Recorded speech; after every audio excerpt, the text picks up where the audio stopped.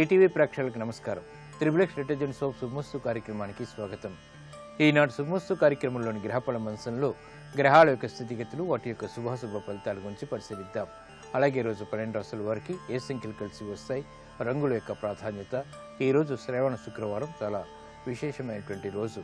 మరి 12 రాశుల వారు శ్రీ మహాలక్ష్మీదేవిని ఏ పూలతో పూజించాలి, ఎటువంటి నైవేద్యాలు అమ్మవారికి నివేదించాలి అనేటువంటి అంశాలతో పాటు ముఖ్యంగా 12 రాశుల వారు చేపట్టవలసినటువంటి కార్యక్రమాలు ఏమిటో కూడా పరిశీలిద్దాం. అలాగే మంత్రఫలం శీర్షికలో ఈరోజు 12 రాశుల వారు ఏ మంత్రాన్ని పఠించడం ద్వారా శుభ ప్రయోజనాలు పొందుతారో కూడా పరిశీలిద్దాం. ముందుగా నేటి పంచాంగ వివరాలు. శ్రీ మన్మథనామ సంవత్సరం శ్రావణ మాసం, దక్షిణాయనం, వర్ష ఋతువు. ఈ రోజు శ్రావణ శుద్ధ సప్తమి, శుభ ప్రయత్నాలకి పనికి వస్తుంది. అలాగే వారం భృగువారం లేదా శుక్రవారం. ఈ రోజు చేపట్టేటువంటి ఆధ్యాత్మిక కార్యక్రమాలు, పుణ్య కార్యక్రమాలు, వస్త్రదానం, అన్నదానం, గోదానం, గోసేవ వంటి కార్యక్రమాలన్నీ కూడా ఉత్తమ ఫలితాన్ని కలిగిస్తుంది. శుక్రుడి ద్వారా ఏర్పడేటువంటి ప్రతికూల పరిస్థితులను దూరం చేస్తుంది. ముఖ్యంగా వైవాహిక జీవితంలో సమస్యలకి పరిష్కారాలు పొందగలుగుతారు.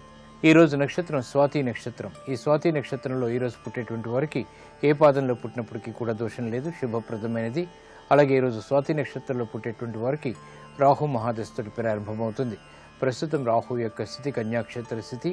ఇది చక్కటి అనుకూలతని కలిగిస్తుంది. ఇక ఈరోజు 12 రాశుల వారికి ఏర్పడేటువంటి శుభాశుభ ఫలితాలను పరిశీలిద్దాం. ముందుగా మేషరాశి. ఈరోజు మేషరాశి వారిని పరిశీలించినట్టయితే ఆర్థిక వ్యవహారాల్లో ముందంజ వేయగలుగుతారు. చేపట్టేటువంటి కార్యక్రమాలపై ప్రోత్సాహం లభిస్తుంది. వృత్తి, వ్యాపార, ఉద్యోగ సంబంధిత కార్యక్రమాల్లో చైతన్యం ప్రారంభమవుతుంది. అభివృద్ధికి చేపట్టేటువంటి కార్యక్రమాల్లో ఆశించినటువంటి ప్రయోజనాల్ని పొందగలుగుతారు. వాహన కొనుగోలు వంటివి ఆనందాన్ని కలిగిస్తాయి. నూతన కార్యక్రమాలను చకచకా పూర్తి చేయగలుగుతారు. గృహ సంబంధిత కార్యక్రమాల్లో ప్రశాంత పరిస్థితులు కొనసాగుతాయి. ఆరోగ్య విషయంలో కూడా మంచి మార్పులు చేకూరుతాయి. విదేశీ సంబంధిత లావాదేవీల విషయంలో ఆశించినటువంటి ప్రయోజనాలు మెల్లమెల్లగా పొందగలుగుతారు. వృత్తిలో అభివృద్ధికి చేపట్టేటువంటి కార్యక్రమాలు కలిసి వస్తాయి. విద్యా సంబంధిత వ్యవహారాల్లో కూడా అనువైనటువంటి మార్పులు ఆనందాన్ని కలిగిస్తాయి. కుటుంబ సఖ్యత పెరుగుతుంది. ఈ రోజు మీ అదృష్ట సంఖ్య 6. ఆకుపచ్చ వర్ణం రక్షణకి దోహదపడుతుంది, ఆహ్లాద పరిస్థితులను కలిగిస్తుంది. శ్రావణ శుక్రవారం సందర్భంగా మేషరాశి వారు శ్రీ మహాలక్ష్మీదేవిని కలవపూలతో పూజించి పులిహోర్ని నైవేద్యంగా నివేదించడం ద్వారా కుటుంబ వ్యవహారాల్లో శాంతి సౌఖ్యాలు పెరుగుతాయి.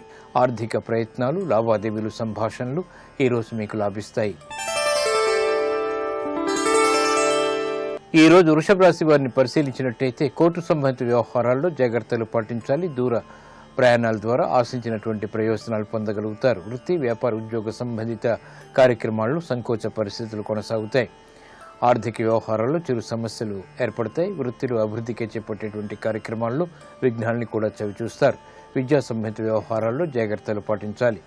నిర్ణయాల విషయంలో చేపట్టేటువంటి వ్యవహారాల్లో ఆచితూచి తీసుకున్నటువంటి నిర్ణయాలు మాత్రమే ఉపకరిస్తాయి. నూతన బాధ్యతలు బాగా పెరుగుతాయి. శ్రమ అధికంగా ఉంటుంది. ఈ రోజు మీ అదృష్ట సంఖ్య 2. పసుపు వర్ణం త్వరితగతిని శుభాన్ని కలిగిస్తుంది. ప్రతికూల పరిస్థితులను దూరం చేస్తుంది. శ్రావణ శుక్రవారం సందర్భంగా వృషభ రాశి వారు శ్రీ మహాలక్ష్మీదేవిని చామంతులతో పూజించి దద్దోజనాన్ని నైవేద్యంగా నివేదించడం ద్వారా అవమానకర సంఘటనలు దూరమవుతాయి. ఆర్థిక పరిస్థితి మెరుగవుతుంది. దూర ప్రయాణాలు ఈ రోజు మీకు లాభిస్తాయి. ఆశించినటువంటి ప్రయోజనాన్ని కలిగిస్తాయి. ఈ రోజు మిథున రాశి వారిని పరిశీలించినట్టయితే మానసిక ధైర్యం పెరుగుతుంది. రాజకీయ వ్యవహారాల్లో ముందంజ వేయగలుగుతారు. చేపట్టేటువంటి కార్యక్రమాలపై పట్టు బిగించగలుగుతారు. ఆర్థిక వ్యవహారాల్లో ఒత్తిళ్లు బాగా తగ్గుతాయి. రుణ సంబంధిత ప్రయత్నాలు కలిసి వస్తాయి. నూతన అంశాలు వ్యాపారరీత్యా ఆశించినటువంటి ప్రయోజనాలను కలిగిస్తాయి. కుటుంబ సఖ్యత పెరుగుతుంది. వృత్తిలో అభివృద్ధికి చేపట్టేటువంటి కార్యక్రమాల్లో ప్రోత్సాహం లభిస్తుంది. విద్యా సంబంధిత వ్యవహారాల్లో కీలక బాధ్యతలు వహించగలుగుతారు. కార్యక్రమ నిర్వహణలో నైపుణ్యం పెరుగుతుంది. సాహసోపేతమైనటువంటి నిర్ణయాలకు ఉపక్రమించగలుగుతారు. గృహ విషయాలు అనుకూలం. ఈ రోజు మీ అదృష్ట సంఖ్య 1. ఎరుపు వర్ణం ధైర్యాన్ని కలిగిస్తుంది. ప్రతికూల పరిస్థితులను దూరం చేస్తుంది. శ్రావణ శుక్రవారం సందర్భంగా మిథున రాశి వారు శ్రీ మహాలక్ష్మీదేవిని గులాబీలతో పూజించి గారెల్ని నైవేద్యంగా నివేదించడం ద్వారా రుణ ఒత్తిళ్లు తగ్గుతాయి. ఆదాయాన్ని పెంపొందింప చేసుకోగలుగుతారు. రుణ ప్రయత్నాలు వ్యాపార రీత్యా ఈ రోజు మీకు లాభిస్తాయి. ఆనందాన్ని కలిగిస్తాయి. ఈ రోజు కర్కాటక రాశి వారిని పరిశీలించినట్టయితే అలంకరణకి ప్రాధాన్యతనిస్తారు. వృత్తి, వ్యాపార, ఉద్యోగ సంబంధిత కార్యక్రమాల్లో సంతోష వార్తలు వింటారు. ఆదాయాన్ని పెంపొందింప చేసుకునేటువంటి మార్గాలు సులభతరమవుతాయి. ప్రభుత్వపరమైనటువంటి వ్యవహారాల్లో ఆశించినటువంటి ప్రయోజనాలు దక్కుతాయి. కీర్తి ప్రతిష్టలు పెరుగుతాయి. వృత్తిలో అభివృద్ధికి చేపట్టేటువంటి కార్యక్రమాల్లో అంచనాలు దగ్గరవుతాయి. గృహ సంబంధిత కార్యక్రమాల్లో ప్రోత్సాహం లభిస్తుంది. కార్యక్రమ నిర్వహణలో ఆశించినటువంటి ప్రయోజనాలని వెంటనే పొందగలుగుతారు. స్నేహితుల ద్వారా లబ్ధి చేకూరుతుంది. ప్రయాణాల ద్వారా ప్రయోజనాలు సాధించగలుగుతారు. ఈ రోజు మీ అదృష్ట సంఖ్య 9. తెలుపు వర్ణం ప్రశాంతతను పెంచుతుంది. శ్రావణ శుక్రవారం సందర్భంగా కర్కాటక రాశి వారు శ్రీ మహాలక్ష్మీదేవిని బిల్వదళాలతో పూజించి బూరెల్ని నైవేద్యంగా నివేదించడం ద్వారా ఆర్థిక స్తోమత పెరుగుతుంది. ఆశించినటువంటి ప్రయోజనాలు గృహంలో నెరవేరుతాయి. ఆర్థిక లావాదేవీలు, సంభాషణలు, ప్రక్రియలు ఈరోజు మీకు లాభిస్తాయి. ఈరోజు సింహరాశి వారిని పరిశీలించినట్టయితే వ్యయం పెరుగుతుంది. ఆదాయాన్ని పెంపొందింప చేసుకోలేకపోతారు. నూతన కార్యక్రమాల ద్వారా ఏర్పడినటువంటి సమస్యలకు పరిష్కారాలు మాత్రం పొందగలుగుతారు. గృహ విషయాల్లో చిరు సమస్యలు కొనసాగుతాయి. నూతన ఒప్పందాలు వ్యాపారరీత్యా కొనసాగుతాయి. ఊరటను కలిగిస్తాయి. అభివృద్ధికి చేపట్టేటువంటి కార్యక్రమాల్లో జాప్యాలు కొనసాగుతాయి. వ్యాపార నిమిత్తమే చేపట్టేటువంటి కార్యక్రమాల్లో ఆర్థిక లావాదేవీల విషయంలో జాగ్రత్తలు వహించాలి. నూతన ఒప్పందాలు, విదేశీ సంబంధిత లావాదేవీల విషయంలో పనికి వస్తాయి. వ్యవహారాల్లో ఏర్పడినటువంటి చుక్కెదురు పరిస్థితుల్ని క్రమక్రమంగా అధిగమించగలుగుతారు. ఈ రోజు మీ అదృష్ట సంఖ్య 5. ఆకుపచ్చ వర్ణం రక్షణకి దోహదపడుతుంది. ప్రతికూల పరిస్థితులను దూరం చేస్తుంది. ప్రశాంత పరిస్థితుల్ని ఆహ్వానిస్తుంది. శ్రావణ శుక్రవారం సందర్భంగా సింహరాశి వారు శ్రీ మహాలక్ష్మీదేవిని తులసి దళాలతో పూజించి క్షీరాన్నాన్ని నైవేద్యంగా నివేదించడం ద్వారా సంకట పరిస్థితులు మటుమాయమవుతాయి. వాహన విక్రయాలు వంటివి ఈరోజు మీకు ఆదాయాన్ని పెంచుతాయి. ఈరోజు కన్యారాశి వారిని పరిశీలించినట్టయితే లాభదాయకమైనటువంటి కార్యక్రమ నిర్వహణ వ్యాపారరీత్యా కొనసాగుతుంది. విదేశీ సంబంధిత లావాదేవీల విషయంలో ఏర్పడినటువంటి పొరపాట్లను సవరించుకోగలుగుతారు. నూతన కార్యక్రమాలను చకచకా పూర్తి చేయగలుగుతారు. ధైర్యంతో కూడినటువంటి కార్యక్రమ నిర్వహణ తద్వారా విజయాలు చేతికందుతాయి. వ్యాపార దక్షత పెరుగుతుంది. విద్యా సంబంధిత వ్యవహారాల్లో ఆశించినటువంటి ప్రయోజనాలు దక్కుతాయి. అభివృద్ధికి చేపట్టేటువంటి కార్యక్రమాలు గృహరీత్యా ఆనందాన్ని కలిగిస్తాయి. ప్రయాణాలు సుఖవంతం. ఈ రోజు మీ అదృష్ట సంఖ్య 1. ఎరుపు వర్ణం ధైర్యాన్ని కలిగిస్తుంది. ప్రతికూల పరిస్థితిని దూరం చేస్తుంది. శ్రావణ శుక్రవారం సందర్భంగా కన్యా రాశి వారు శ్రీ మహాలక్ష్మీదేవిని సన్నజాజులతో పూజించి పులగాన్ని నైవేద్యంగా నివేదించడం ద్వారా ఆర్థిక వ్యవహారాల్లో వేగవంతమైన అనుకూల మార్పులు చేకూరుతాయి. ఆనందాన్ని కలిగిస్తాయి. ఉద్యోగ ప్రయత్నాలు ఈరోజు మీకు లాభిస్తాయి. ఈ రోజు తులారాశి వారిని పరిశీలించినట్టయితే వినోదాల్లో పాల్గొంటారు. ఆనందకర సంఘటనలు గృహంలో చోటు చేసుకుంటాయి. నూతన కార్యక్రమాలకి శ్రీకారం చుట్టగలుగుతారు. లాభదాయకమైనటువంటి కార్యక్రమ నిర్వహణ వ్యాపారరీత్యా కొనసాగుతుంది. నూతన కార్యక్రమాల విషయంలో ఏర్పడినటువంటి సమస్యలకు పరిష్కారాలు పొందగలుగుతారు. వ్యయం తగ్గుతుంది. ఆదాయం పెరుగుతుంది. క్రమక్రమంగా ఆశించినటువంటి ప్రయోజనాలు వ్యాపారరీత్యా పొందగలుగుతారు. అభివృద్ధికి చేపట్టేటువంటి కార్యక్రమాలు వృత్తిలో కలిసి వస్తాయి. నూతన ఉత్సాహం పెరుగుతుంది. విద్యాబలం పెరుగుతుంది. ఈ రోజు మీ అదృష్ట సంఖ్య 3. పసుపు వర్ణం త్వరితగతిని శుభాల్ని కలిగిస్తుంది. ప్రతికూల పరిస్థితిని దూరం చేస్తుంది. శ్రావణ శుక్రవారం సందర్భంగా తులారాశి వారు శ్రీ మహాలక్ష్మీదేవిని గన్నేరు పొడితో పూజించి చక్కెర పొంగల్ని నైవేద్యంగా నివేదించడం ద్వారా ఆనందకర పరిస్థితుల్ని ఆహ్వానించగలుగుతారు. వ్యాపార విస్తరణ వంటివి ఈ రోజు మీకు లాభిస్తాయి. ఆనందాన్ని కలిగిస్తాయి. ఈ రోజు వృశ్చిక రాశి వారిని పరిశీలించినట్టయితే ఉద్యోగ సంబంధిత కార్యక్రమాల్లో ప్రోత్సాహం లభిస్తుంది. నూతన ఒప్పందాల ద్వారా ఆశించినటువంటి ప్రయోజనాలు వ్యాపారపరంగా పొందగలుగుతారు. కార్యక్రమ నిర్వహణలో నైపుణ్యం పెరుగుతుంది. శ్రమ అధికంగా ఉన్నప్పటికీ ఫలితాలు ఆనందాన్ని కలిగిస్తాయి. వృత్తి, వ్యాపార, ఉద్యోగ సంబంధిత కార్యక్రమాల్లో ఏర్పడినటువంటి సంకట పరిస్థితులకు పరిష్కారాలు పొందగలుగుతారు. కార్యక్రమ నిర్వహణలో ఆశించినటువంటి ప్రయోజనాలు ఏర్పడతాయి. బాధ్యతలు బాగా పెరుగుతాయి. అభివృద్ధికి చేపట్టేటువంటి కార్యక్రమాలు గృహరీత్యా కూడా కలిసి వస్తాయి. విదేశీ సంబంధిత లావాదేవీల్లో ఆర్థిక బలాబలాలు ఆనందాన్ని కలిగిస్తాయి. కార్యక్రమ నిర్వహణలో ఆశించినటువంటి ప్రయోజనాన్ని వెంటనే పొందగలుగుతారు. ఈ రోజు మీ అదృష్ట సంఖ్య 6. తెలుపు వర్ణం ప్రశాంతతను పెంచుతుంది. ప్రతికూల పరిస్థితులను దూరం చేస్తుంది. శ్రావణ శుక్రవారం సందర్భంగా వృశ్చిక రాశి వారు శ్రీ మహాలక్ష్మీదేవిని సంపెంగ పూలతో పూజించి అరిసెల్ని నైవేద్యంగా నివేదించడం ద్వారా ఏలినాటి ద్వారా ఏర్పడేటువంటి ప్రతికూలత తగ్గుతుంది. ఆదాయం పెరుగుతుంది. స్థిరాస్తి నిర్ణయాలు ఈరోజు మీకు లాభిస్తాయి.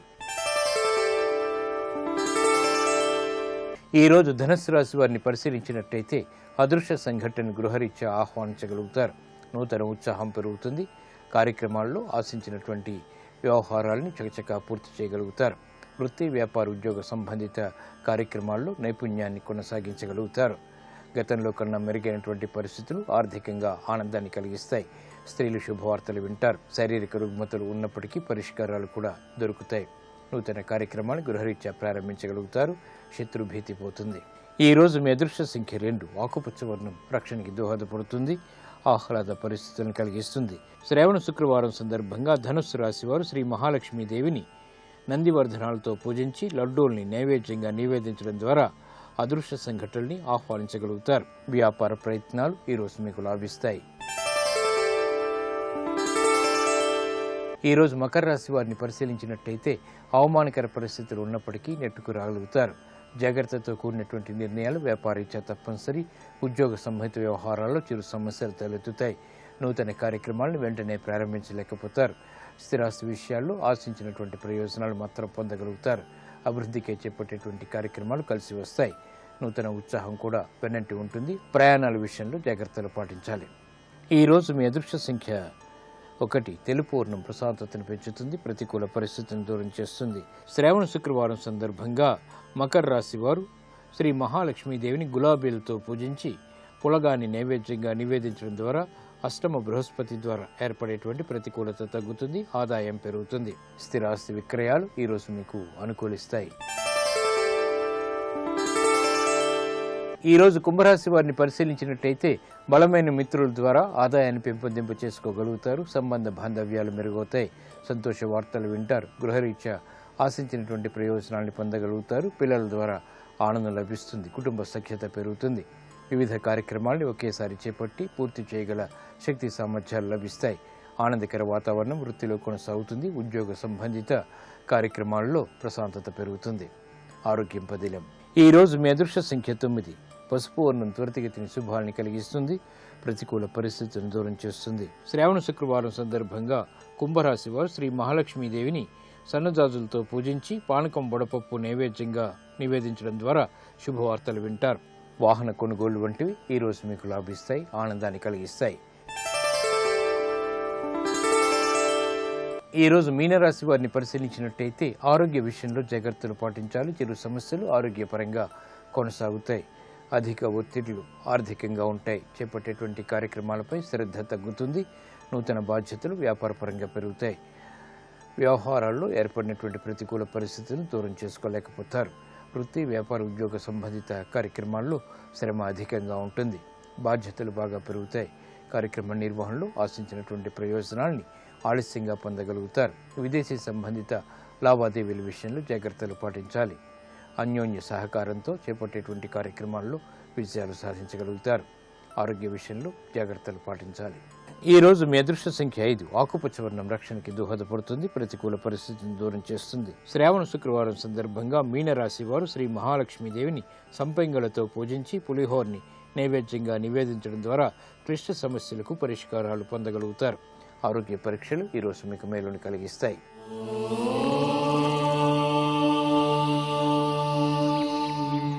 ఆర్థికపరమైనటువంటి వ్యవహారాల్లో విజయాలు సాధించడానికి, సౌభాగ్యకరమైనటువంటి కార్యక్రమ నిర్వహణలో విజయాలు సాధించడానికి ఈరోజు 12 రాశుల వారు ఓం శ్రీ మహాలక్ష్మి నమః అనేటువంటి మహామంత్రాన్ని మనస్ఫూర్తిగా స్మరించడం ద్వారా ఉత్తమ విజయాలు సాధించగలుగుతారు.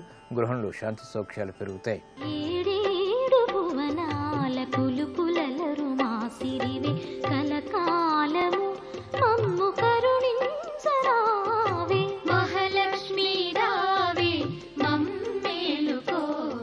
వ్యాప్తిం పొందక వగవక ప్రాప్తంబకు లేశమైన 10,000ను సంతృప్తించందని మనుజుడు సప్తద్వీపములనైన చక్కంబడునే అంటారు పోతన గారు భాగవతంలో. తృప్తి, సంతోషము, లక్ష్మీ కటాక్షము, అనుగ్రహము పొందినటువంటి వాడికి తృణం దొరకనివ్వండి. ఎంత సంతోషం! ఈశ్వరుడిచ్చాడు, పొంగిపోతాడంతే. అది ఆ మనసులో సంతోషం లేనివాడు 7 ద్వీపాలు రాసిచ్చేయండి, ఇంకా వాడు దేనికో ఏడుస్తుంటాడు. ఆ రాసిచ్చిన వాడు చొక్కా నాకు ఇచ్చేయలేదని ఏడుస్తాడు. వాడిని ఎవడు బాగు చేయగలడు? తృప్తి కలిగిన వాడిని పాడు చేయగలిగిన వాడు లేడు. అసంతృప్తితో ఉన్నవాడిని ఉద్ధరించగలిగిన వాడు లేడు. కాబట్టి అన్నిటికన్నా పెద్ద లక్ష్మి ఏది అంటే అసలు ఆ ఉత్సాహమే. అందుకే తల్లి క్షీరసాగరంలోంచి ఆవిర్భవించింది అనేటప్పటికీ అందరిలో ఆ సంతోషము ప్రకటనమైంది. ఇప్పటిదాకా నిరుత్సాహంగా ఉండిపోయినటువంటి వాళ్ళందరూ పరమానందాన్ని పొందారు. ఆ తల్లి బయటికి వచ్చింది అనేటప్పటికీ స్నానం చెయ్యాలి. ఎందుకు ఈ స్నానానికి ఇంత గొప్పతనం అంటే లక్ష్మీదేవి విషయంలో ఆమె అనుగ్రహం కలగడానికి ఒక లక్షణాన్ని చెప్తారు. అందుకే శ్రీ సూక్తంలో కూడా లక్ష్మీర్ దివ్యైర్ గజేంద్రై అని ఆ బంగారు కలశలతో నీళ్లు పట్టుకుని అభిషేకం చేస్తున్నటువంటి స్థితిలో ఆ బట్ట తడిసి ఉన్నటువంటి లక్ష్మీదేవిని వర్ణిస్తారు. శంకరాచార్యుల వారు కూడా ఆ కనకధారాస్తవం చేస్తూ దిగ్గస్థిభి కనక కుంభముఖావసృష్ట స్వర్వాహిని విమలచారు జలప్లుతాంగీం ప్రాతర్నమామి జగతాం జననీ వశేషలోకాధినాథ గృహిణీం అమృతాభిపుత్రీం అంటారు. ఆ దిగ్గజములు తీసుకొచ్చి తమ తొండములతో నీళ్లు పోస్తుంటాయి. ఆకాశగంగా జలాలు తీసుకొచ్చి స్వర్ణపాత్రలతో అభిషేకం చేస్తుంటాయి. ఆ అభిషేకం చేస్తున్నప్పుడు తడిసినటువంటి బట్టతో కూర్చున్నటువంటి తల్లిని జగన్మాతని మాతృభావనతో ఎవడు చూస్తాడో వాడికి సమస్తమైన దురితములు నశించి ఐశ్వర్యం కలుగుతుంది. అందుకే తల్లి అభిషేకానికి అంతటి ప్రత్యేకమైన ప్రతిపత్తి ఉంది. అందుకు శ్రీ సూక్తం కూడా నేను ఏ తల్లిని ఆరాధిస్తున్నాను అంటే లక్ష్మీర్ దివ్యైర్ గజేంద్రైర్ మణిగణకచితై స్థాపిత హేమకుంభై నిత్యం సా పద్మహస్తా మమవసతు గృహే సర్వమాంగళ్యయుక్త లక్ష్మీం క్షీరసముద్రరాజతనయాం శ్రీరంగధామేశ్వరీం దాసీభూత సమస్త దేవ వనితాం లోకైకదీపాంకురాం అంటుంది. అటువంటి తల్లి కనుక ఆమె స్నానము లోకములకన్నింటికీ కూడా అనుగ్రహాన్ని వర్షిస్తుంది. బాహ్యంలో నేను స్నానం చేశాననుకోండి నాకు శౌచము సిద్ధిస్తుంది. కానీ భగవంతుడికి చేయించేటటువంటి స్నానము కేవలము ఆయన శౌచము కొరకు కాదు. అందుకే ఏదైనా విశేషమైనటువంటి విభూతిని కట్టపెట్టడానికి చేయించే స్నానాన్ని అభిషేకము అని పిలుస్తారు. ఏదో ఒక ఆయనకి రాజదండాన్ని చేతిలో పెట్టి విష్ణువంశని ప్రవేశపెడుతున్నారనుకోండి. నా విష్ణు పృథివీపతి, విష్ణువు యొక్క అంశ లేనివాడు పృథివీపతి చక్రవర్తి మహారాజు కాలేడు. ఆ విష్ణు తత్వాన్ని, ఆ విష్ణువు యొక్క అంశని ప్రవేశపెట్టాలి అంటే పట్టాభిషేకము అంటారు. అంటే కొన్ని మంత్రభాగములను సమన్వయం చేస్తూ ఆ ప్రధాన కలశలో ఉండేటటువంటి జలాల చేత అభిషేకం చేస్తారు. మంత్రములతో కలిపి ఒక గొప్ప శక్తిని ప్రవేశపెట్టడానికి చేయించేటటువంటి స్నానం వేరు మనుష్యులకు. అది ఓ పట్టాభిషేకంలో చేస్తారు. ఓ సన్యాసాశ్రమం ఇస్తున్నారనుకోండి, సాలగ్రామం తల మీద పెట్టి నీళ్లు పోస్తారు. అది ఒక ప్రత్యేకమైనటువంటి స్నానం. ఒక్కొక్కసారి ఒక్కొక్క రకమైనటువంటి స్నానము చేత దివ్యశక్తులను కల్పిస్తారు. భగవంతుడికి అందుకు కాదు, లౌకికంగా మనం ప్రతిరోజు చేసే స్నానం శౌచసిద్ధి కొరకు చేస్తాం. బాహ్యమునందు శౌచం, ఆంతరమునందు భగవన్నామముల చేత స్నానాన్ని అనుసంధానం చేస్తే దాని చేత ఆంతర శౌచము కలుగుతుంది అని. కానీ అమ్మవారికి స్నానం చేయించడం ఆమెకేదో శుద్ధి లేదనో లేకపోతే స్నానం చేస్తే శౌచం వస్తుందనో కాదు. ఆమెకి స్నానం చేయిస్తున్నాము అంటే కేవలము ఆమెకి ఆ అభిషేక మంత్రముల చేత జరుగుతున్నటువంటి స్నానము చేత లోకమంతా కూడా చల్లబడుతుంది. శివాభిషేకం జరిగింది అంటే శివలింగం చల్లబడితే లోకం ఎలా చల్లబడుతుందో అలా ఆ తల్లికి జరిగిన అభిషేకము చేత లోకమంతా చల్లబడుతుంది. చల్లబడ్డం అంటే నాకు అవసరం ఉంది, కోరిక కాదు, అవసరం. ఆ అవసరం తీరలేదు. ఏదో నాకు ఒక ప్రధానమైనటువంటి అవసరం ఉంది. ఓ కొడుకు పుట్టాలి అనుకోండి, నాకు కొడుకు ఉన్నాడు. ఒక సాధారణమైన ఒక ధర్మబద్ధమైన విషయాన్ని ఆవిష్కరించడానికి ఉదాహరణ చెప్తున్నాను. నాకు ఓ కొడుకు పుట్టాలని కోరికుంది ఒక ఆయనకి. అది దోషమేం కాదు. వంశవృద్ధి కొరకు తన తర్వాత కూడా సింహాసనానికి నీరాజనం ఇచ్చేవాడు ఉండాలని, ఓ కొడుకు కలగాలని కోరుకున్నాడు. ఇప్పుడు అది అవసరం. వంశాభివృద్ధి కొరకు కదు ధర్మపత్నిని స్వీకరించాడు. ధర్మ ప్రజాపత్యర్థం అని. ఆ కొడుకు కలగాలన్న కోరిక తీరనంత కాలం లోపల వేడి. ఇప్పుడు ఆ కొడుకు పుట్టాడు, కోరిక తీరిపోయింది. అమ్మయ్య నా మనసు చల్లపడిందండి అంటాడు. ఇప్పుడు అందరి మనసులు చల్లబడ్డం అంటే అందరి అవసరాలు తీరడం ఎక్కడి నుంచి వస్తుంది అంటే తల్లి అభిషేకంలోంచి వస్తుంది. అందుకే లక్ష్మి ఆవిర్భవించింది అంటే వీళ్ళందరూ వచ్చి వరుసగా సాష్టాంగ నమస్కారాలు చేయలేదు, లేకపోతే ఆవిడ మీద స్తోత్రాలు చేయలేదు. మొట్టమొదట ఏది చేశారు అంటే ఆవిడికి అభిషేకం చేయించారు. పోతన గారు మహానుభావుడు. పోతన గారికి శ్రీ విద్యా సంప్రదాయం తెలియదు అనుకుంటే అంతకన్నా సాహసం ఇంకొకటి లేదు. వారు ఏదైనా ఒక విషయాన్ని రచన చేశారు అంటే అందులో నిగూఢమైనటువంటి తత్వాన్నంతటినీ ఆవిష్కరిస్తారు. అందుకే ఆ తల్లి అభిషేకానికి అంతటి ప్రాధాన్యత. ఇప్పుడు ఆ తల్లి అభిషిక్తురాలైతే ఇంద్రుడు మళ్ళీ తిరిగి రాజ్యాన్ని పొందుతాడు. అందుకే త్వరపడిన వాడెవరంటే ఇంద్రుడు. మళ్ళీ ఉత్సాహం వచ్చింది ఆవిడ రాగానే. ఆవిడ కాంతి తళుక్కని మెరవగానే ఉత్సాహాన్ని పొందాడు. గబగబా వెళ్ళి రత్నములు పొదగబడినటువంటి పీఠాన్ని తీసుకొచ్చి అమ్మవారి స్నానానికి సమర్పించాడు. సమర్పించగానే దేవతల యొక్క భార్యలందరూ గబగబా వెళ్ళి తీర్థజలాలన్నిటినీ కూడా తీసుకొచ్చి బిందెలలో సిద్ధం చేశారు. అందులో పల్లవములను ఉంచాలి. మర్యాకు మొదలైనటువంటి పల్లవములను తీసుకొచ్చి ఉంచుతారు. మీరు దేవీ భాగవతం చదివితే అందులో అమ్మవారి యొక్క కలశలలో పెట్టేటటువంటి పల్లవములను గురించి వర్ణిస్తారు. భూదేవి లేచి ఆ స్నాన కలశలో ఉంచవలసినటువంటి పల్లవములను ఇచ్చింది. గోవులు అమ్మవారి అభిషేకంలో వాడవలసినటువంటి పాలు, పెరుగు, నెయ్యి మొదలైనటువంటి పదార్థములను తీసుకొచ్చి ఇచ్చాయి. అలాగే నాగులు తేనె తీసుకొచ్చి ఇచ్చారు. గంధర్వకాంతలు నృత్యం చేశారు. గంధర్వులు పాటలు పాడారు. మేఘములు గొప్ప ఆ మంగళధ్వనులను చేశాయి. అందరూ ఇంత కోలాహలాన్ని ఎందుకు ప్రకటించారు అంటే ఆ తల్లి అభిషేకమునకు అంత ప్రశస్తి ఉంది, అంత గొప్పతనం ఉంది. అందుకే అందరూ అన్నీ అమర్చారు. అమర్చిన తర్వాత తల్లికి అభిషేకం జరిగింది. అభిషేకం జరిగిన తర్వాత కట్టంగ పచ్చని పట్టుపుట్టపుతోయి ముదితకు తెచ్చి సముద్రుడిచ్చే. మరి క్షీరసాగరం తండ్రి కదూ, తన కూతురు ఇప్పుడు అవతారంలో తనకి కుమార్తెగా వచ్చింది. తానెంత అదృష్టాన్ని పొందాడు. క్షీరాబ్ధితనయ అని పిలుస్తున్నారు. ఇప్పుడు తనకు ఒక యశస్సు, ఒక కీర్తి లభించింది. అందుకే ఆవిడ కట్టుకోవలసినటువంటి పచ్చని పట్టుపుట్టాన్ని గబగబా వెళ్ళి ఆ పాల సముద్రం, ఆ క్షీర సముద్రం తీసుకొచ్చి ఆవిడికి సమర్పించింది. కాబట్టి కట్టంగ పచ్చని పట్టుపుట్టపు దోయి ముదితకు తెచ్చి సముద్రుడిచ్చే. అలాగే ముత్తాళినికరంబు మధువానమూగెడు వైజయంతి మాలవరుణుడిచ్చే. ఆ రకరకాలైనటువంటి తుమ్మెదలన్నీ కూడా చుట్టూ వాలి ఉన్నటువంటి వైజయంతి మాలని తీసుకొచ్చి పశ్చిమ దిక్కుకి అధిపతి అయినటువంటి వరుణుడు ఆ తల్లికి బహూకరించాడు. ఆమె మెడలో వైజయంతి మాల వేసుకుంది. ఆ తరువాత కాంచన కేయూర కంకణ కింకిణి కటకాదులను విశ్వకర్మ ఇచ్చే. విశ్వకర్మ అనేకమైన అద్భుతమైన కట్టడములను నిర్మాణం చేస్తుంటాడు. ఆ విశ్వకర్మ ఎవరో కాదు, విష్ణుతత్వం. ఆ విశ్వకర్మ అమ్మవారు ఒంటి మీద పెట్టుకోవలసినటువంటి భూషణములనన్నింటినీ తీసుకొచ్చాడు. ఆమె భుజములకు పెట్టుకోవలసినటువంటి కేయూరములు, చేతులకు పెట్టుకోవలసినటువంటి గాజులు, నడువుకి పెట్టుకునేటటువంటి వడ్డాణాలు, ఇటువంటి విశేషాలన్నిటినీ కూడా విశ్వకర్మ తీసుకొచ్చి ఇచ్చాడు. కాంచనకేయూర కంకణ కింకిణి కటకాదులను విశ్వకర్మ ఇచ్చే. భారతి ఒక మంచి తరహారమునిచ్చే. పద్మభవుండు పాణి పద్మమిచ్చే.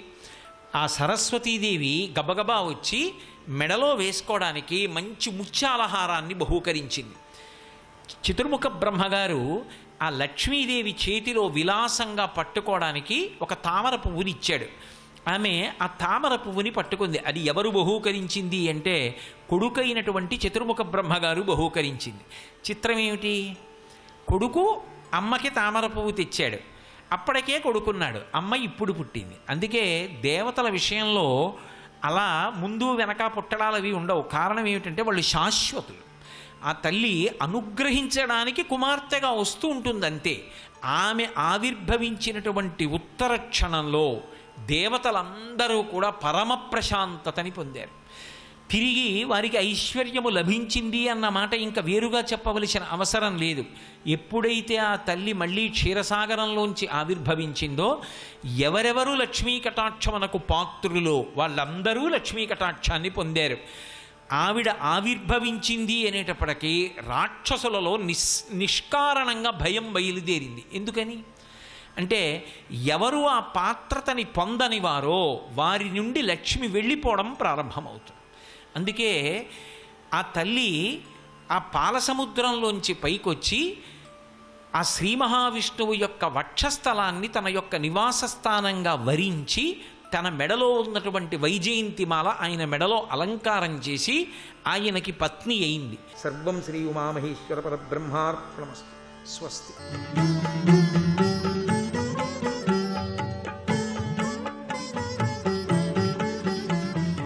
ఈటీవీ ప్రేక్షకులు నమస్కారం. ట్రిపుల్ ఎక్స్ డిటర్జెంట్ సోప్ శుభమస్తు కార్యక్రమంలో శుభ నక్షత్రం అంశానికి స్వాగతం. శ్రావణ శుద్ధ శుక్రవారం షష్ఠీ సప్తములతో మిళితమై ఉన్నటువంటి శుభ గడియలు. షష్ఠీ లక్ష్మి, సప్తమ లక్ష్మి, శ్రావణ లక్ష్మి, శుక్రవార లక్ష్మి. స్వాతి నక్షత్రం శుక్రయోగం. శుక్లయోగం స్వాతి నక్షత్రం శుక్రవారం నాడు రావటం అదృష్టాన్ని సూచిస్తుంది, ఐశ్వర్య సిద్ధినిస్తోంది. ఈ శ్రావణ మాసంలో మొదటి శుక్రవారం నాడు లక్ష్మీ ఆరాధన, అలాగే శ్రావణ లక్ష్మీ వ్రతాన్ని ఎవరైతే చేస్తారో వాళ్ళందరికీ సౌభాగ్య సిద్ధి. వరలక్ష్మీ వ్రతానికి ముందుగా మొదలవుతున్నటువంటి మొదటి శుక్రవార వ్రతం 4 శుక్రవారాలు ముత్తైదువులకి వాయనలు ఇవ్వటం, దానాలు ఇవ్వటం, పండు తాంబూలం ఇవ్వటం, సౌభాగ్యాన్ని వృద్ధి పొందే విధంగా లక్ష్మీ ఆరాధన చేయటం. శ్రావణ మాసంలో శుక్రవారం నాడు మహాలక్ష్మిని శ్రీసూక్తంతో అభిషేకం చేసి శ్రీసూక్తపూర్వకంగా మహాలక్ష్మి సహస్రనామంతో కుంకుమ పసుపుతో ఎవరైతే అమ్మవారిని అర్చిస్తారో వాళ్ళకి సౌభాగ్య సిద్ధి, అలాగే ధనధాన్యము, పాడి పంటలు వృద్ధి జరగటం, ఆ ఇంట్లో సుఖ సంతోషాలతో పాటుగా పిల్లలు పెద్దలు చక్కగా సంతోషమైనటువంటి జీవనాన్ని కొనసాగిస్తారు. మహాలక్ష్మి ఆరాధన శుక్రవారం నాడు చేస్తే మంచిది. పురుషులు శ్రీ సూక్తాన్ని చదువుకోవటం, కనకధారాస్తవాన్ని చదువుకోవటం, అందరూ శుభ్రంగా తలంటి పోసుకొని శుచిర్భూతులై మంచి వస్త్రాలు కట్టుకొని లక్ష్మీ సందర్శనం చేయటం, అందరూ లక్ష్మీ దీపాన్ని శుక్రవారం నాడు వెలిగిస్తే చాలా మంచి జరుగుతుంది. ఎవరికైతే ఇబ్బందులున్నాయో, ఎవరికైతే అప్పులున్నాయో, ఎవరికైతే బాధలున్నాయో, ఆర్థిక రుణ బాధలున్నాయో వారి పేరు చెప్పి వారి గోత్రం చెప్పి దేవాలయంలో లక్ష్మీ దీప దానం చేయండి. ఈ లక్ష్మీ దానం వల్ల లోకైక దీపాంకురాం శ్రీమన్మంద కటాక్షలబ్ధ విభవ బ్రహ్మేంద్ర గంగాధరాం. లోకైక దీపాంకురాం, లోకం మొత్తానికి అదృష్ట దీపాన్ని, జ్ఞాన జ్యోతుల్ని, జ్ఞాన వెలుగులని, ఐశ్వర్య కిరణాల్ని ప్రసాదించేటటువంటి శుభగడియలు కనుక ప్రదోష కాలాల్లో లక్ష్మీ దేవాలయాల్లో దీపారాధన చేసి దీపదానం చేస్తే విశేషమైన పుణ్యం వస్తుంది. నదిలో లక్ష్మీ దీపాన్ని వదిలిపెడితే చాలా మంచిది. శ్రావణ మాసంలో లక్ష్మీ స్నానం విశేష శుభప్రదం. గంగాజలాన్ని శిరస్సు మీద చల్లుకుంటే మంచి జరుగుతుంది. శుచిర్భూతులమై పవిత్రమైనటువంటి లక్ష్మీ కటాక్షాన్ని పొందడానికి అవకాశం ఉంది. రేపటి శుభ నక్షత్రాన్ని పరిశీలించేసినట్టయితే శ్రావణ శుద్ధ సప్తమి శనివారము. ఈ సప్తమి శనివారం వెంకటేశ్వర స్వామి వారికి శుభప్రదమైనటువంటి వారం. వెంకటేశ్వర స్వామి వారి జన్మ నక్షత్రం శ్రవణ నక్షత్రం. శ్రవణ నక్షత్రంతో కూడుకొని ఉన్న మాసం శ్రవణ మాసం కాబట్టి పూర్ణిమ ఘడియల్లో శ్రవణ నక్షత్రం ఉండటం ద్వారా ఈ మాసానికి శ్రావణ మాసం అని పేరు వచ్చింది. సప్తమి శనివారం వెంకటేశ్వర స్వామి వారి ఆరాధన రేపటి రోజున చేసినట్లయితే విశేషమైనటువంటి పుణ్యం వస్తుంది, పాపాలు తొలగుతాయి, దుఃఖం పోతుంది, ఐశ్వర్య సిద్ధి ఏర్పడుతుంది. శ్రావణ మాసంలో ఎక్కడ లక్ష్మిని ఆరాధించినా, వెంకటేశ్వర స్వామి వారిని ఎక్కడ తలుచుకున్నా మంచిది. ఈ క్రమంలో బ్రహ్మయోగము విశాఖ నక్షత్రంతో కూడి ఉన్నది. ఈ విశాఖ నక్షత్రం ఇంద్రాగ్నులకు సంబంధించింది. అలాగే బ్రహ్మయోగం బ్రహ్మోత్సవ అనుగ్రహాన్ని ప్రసాదిస్తుంది. రేపటి రోజున చేసేటటువంటి విష్ణు ధ్యానము, వెంకటేశ్వర ధ్యానము, వెంకటేశ్వర స్వామి వారి ప్రీతిగా గోవిందనామాలు చదువుకున్న, వెంకటేశ్వర స్వామి వారిని దేవాలయంలో సందర్శించిన, స్వామివారి హారతి దర్శించిన, కళ్యాణాన్ని దర్శించిన మేలైన ఫలితాలు వస్తాయి.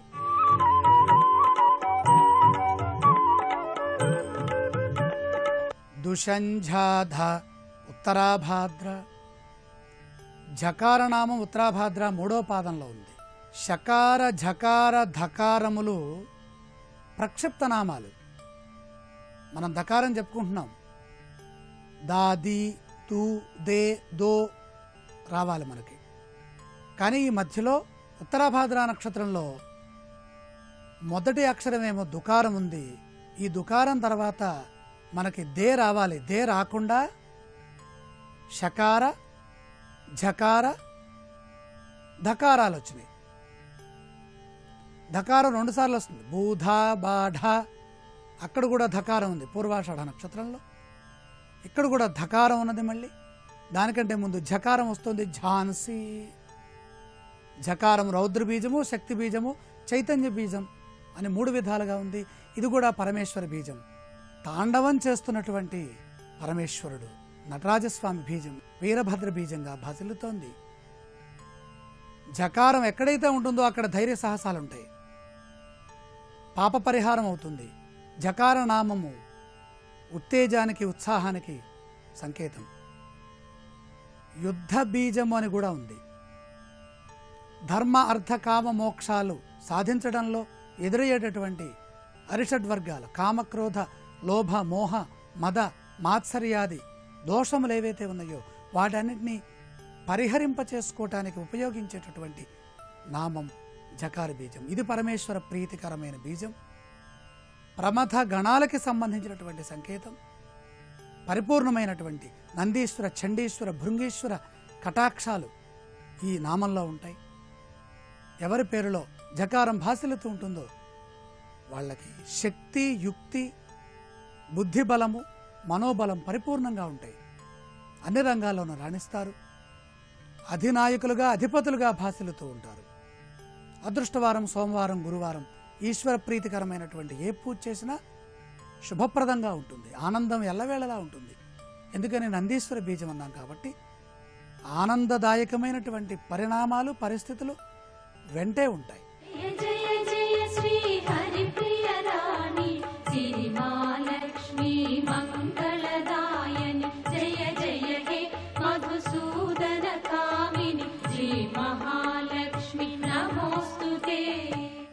ఈటీవీ ప్రేక్షకులకు నమస్కారం. త్రిబుల్ ఎక్స్ డిటర్జెంట్ సోప్ శుభమస్తు కార్యక్రమంలో శ్రావణం శుభప్రదం అనే శీర్షికకి స్వాగతం. ఈ శీర్షికన శ్రావణ మాసంలో వచ్చే మొదటి శుక్రవారం సందర్భంగా మహాలక్ష్మీదేవి యొక్క అనుగ్రహాన్ని సులభంగా పొందటానికి ఎటువంటి విధి విధానాలతో మహాలక్ష్మీదేవిని పూజించాలో పరిశీలిద్దాం. అమ్మవారికి ఎంతో ప్రీతిపాత్రమైన పూజ పంచోపచార పూజ అని పురాణాలలో వర్ణించడం జరిగింది. అందుకే అమ్మవారిని పంచమి పంచభూతేసి పంచ సంఖ్యోపచారిణి అంటూ మనం ప్రార్థిస్తాం. మహాలక్ష్మీదేవిని శ్రావణ మాసంలో వచ్చే మొదటి శుక్రవారం నాడు పంచోపచారాలతో పూజించినట్లయితే లక్ష్మీ కటాక్ష సిద్ధిని చాలా సులభంగా పొందవచ్చు. గంధము, పుష్పము, ధూపము, దీపము, నైవేద్యము ఈ ఐదింటిని పంచోపచారాలు అంటారు. ఈ పంచోపచారాలతో మహాలక్ష్మీదేవిని పూజిస్తున్న తరుణంలో కొన్ని ప్రత్యేకమైనటువంటి విధి విధానాలను పాటించి పంచోపచార పూజను నిర్వహించినట్లయితే లక్ష్మీ కటాక్ష సిద్ధిని చాలా సులభంగా పొందవచ్చు.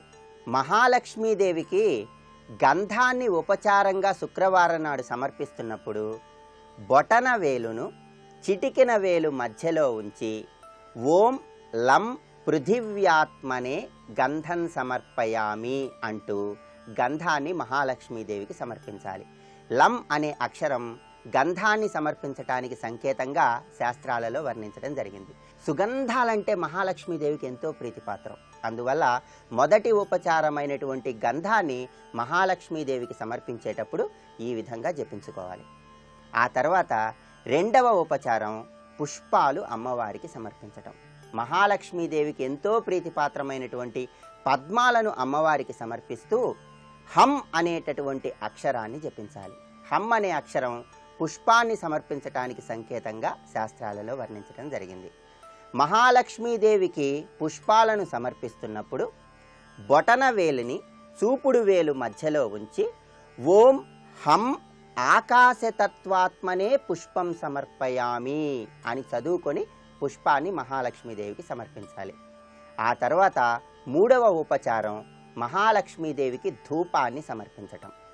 మహాలక్ష్మీదేవికి మూడవ ఉపచారమైనటువంటి ధూపాన్ని సమర్పించేటప్పుడు బొటన వేలిని చూపుడు వేలు మధ్యలో ఇలా ఉంచి ఓం యం వాయుతత్వాత్మనే ధూపం ఆఘ్రాపయామి అంటూ ప్రార్థించాలి.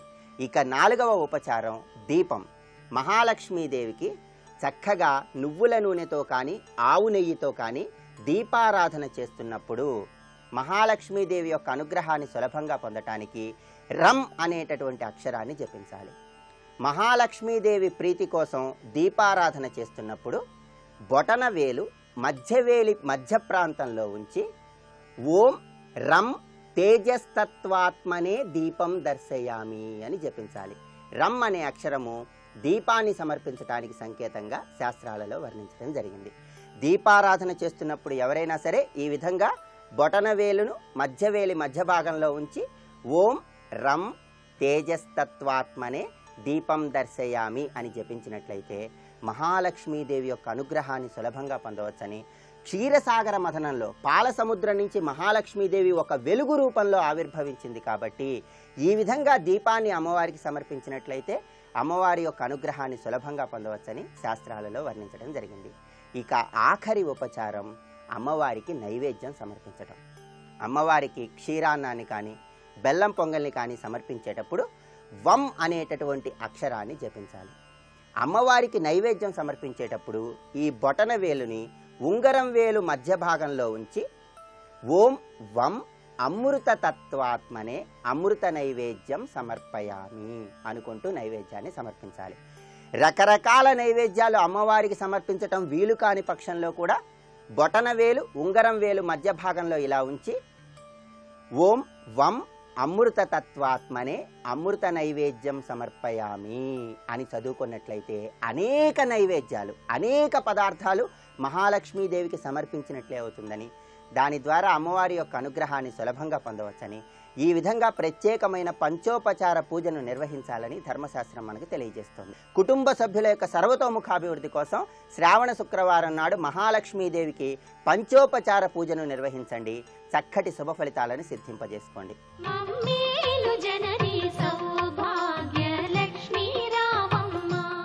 శ్రావణం శుభప్రదం శీర్షికలో ఈరోజు శ్రావణ శుక్రవారం, అంతేగాక సప్తమి తిథి కూడా. సప్తమి సూర్యునికి ప్రీతికరమైనటువంటి తిథి కాబట్టి, సూర్యుడు పుట్టింది కూడా సప్తమి తిథి మాత్రమే కాబట్టి ఈ రోజున సూర్య పూజని చేయాలి. సూర్యుని యొక్క ఆకారంలో ప్రత్యేకమైనటువంటి రేఖని గీసి కుంకుమతో నింపి సూర్యారాధనని చేయాలి. ఇక విశేషించి స్త్రీలందరూ కూడా శ్రావణ శుక్రవారం నాడు శ్రావణ మహాలక్ష్మిని ఏర్పాటు చేసి అన్ని ఆభరణాలని వేసి కొత్త చీరని అమ్మవారికి సమర్పించి విశేషంగా ఆ శ్రావణ శుక్రవారానికి సంబంధించిన పూజని చక్కగా చేసుకుని పిల్లలకి కూడా నేర్పవలసినటువంటి అమోఘమైనటువంటి రోజు ఇది. వచ్చినటువంటి స్త్రీని లక్ష్మిగా భావించాలి, అలంకరించుకున్న తనని లక్ష్మిగా భావించుకోవాలి. లక్ష్మి అయిన తాను లక్ష్మిగా వచ్చినటువంటి ఆమెకి వాయినాన్ని ఇస్తున్నానని ఆ ప్రత్యేకమైనటువంటి అభిప్రాయంతో ఈ పూజని చేసుకోవాలి.